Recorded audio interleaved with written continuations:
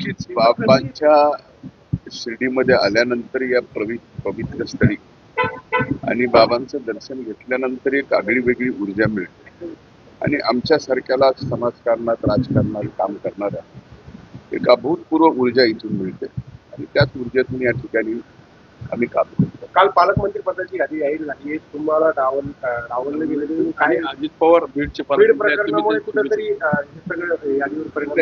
एकंदर सध्या स्थिती बीडची पाहता मी स्वतःच आदरणीय दादांना आणि आदरणीय मुख्यमंत्र्यांना विनंती केली होती की बीडच्या पालकमंत्रीपदी आपण दादांना या ठिकाणी जिम्मेदारी द्यावी आणि दादांनाही विनंती केली होती की आपण बीडच्या पालकमंत्री म्हणून जबाबदारी घ्यावी.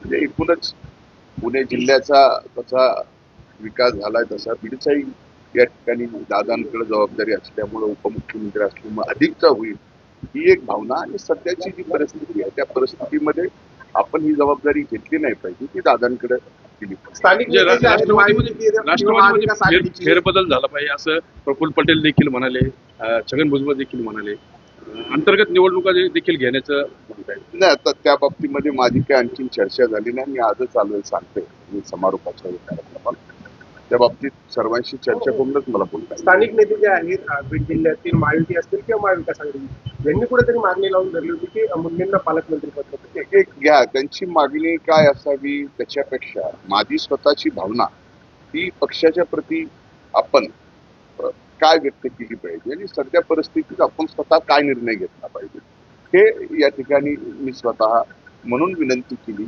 आमच्या पक्षाला आणि पक्ष नेतृत्वाला की या जिल्ह्याच्या पालकमंत्र्याची जबाबदारी आपण घ्यावी. तुमच्यावर ज्या पद्धतीने तुमच्यावरती आरोप टार्गेट केला जातो एक लक्षात घ्या विषय जे आरोप आहेत त्या आरोपाच्या बाबतीत ते एक तरी आरोप त्यांनी खरा करून दाखवावा.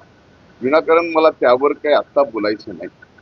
ज्यावेळेस बोलायचंय त्यावेळेस मी बोलायला कमी पडणार नाही हे आपल्याला माहिती आहे आणि आत्ताची परिस्थिती पाहता बीड जिल्ह्यामध्ये सर्व सामाजिक सलोखा निर्माण व्यवस्थित होणं हे माझ्यासारख्या बीड जिल्ह्याच्या नागरिकाला मातीतल्या त्या माणसाला आवश्यक वाटणारी गोष्ट आहे आणि माझी एवढीच विनंती आहे सर्वांना की ठीक आहे मला बदनाम करायचंय करा, आणखीन कुणाला बदनाम करायचंय करा, पण कृपा करू माझ्या बीड जिल्ह्याला बीड जिल्ह्याच्या मातीला द्वादश पंचम स्थान असलेलं 12 ज्योतिर्लिंगापैकी 5वं स्थान हे वैद्यनाथाचं आहे. त्या वैद्यनाथ नगरीला बदनाम करू नका हीच माझी या निमित्तानं विनंती. आर्थिक संबंध असल्याचा देखील आरोप हे सगळं खोटं आहे.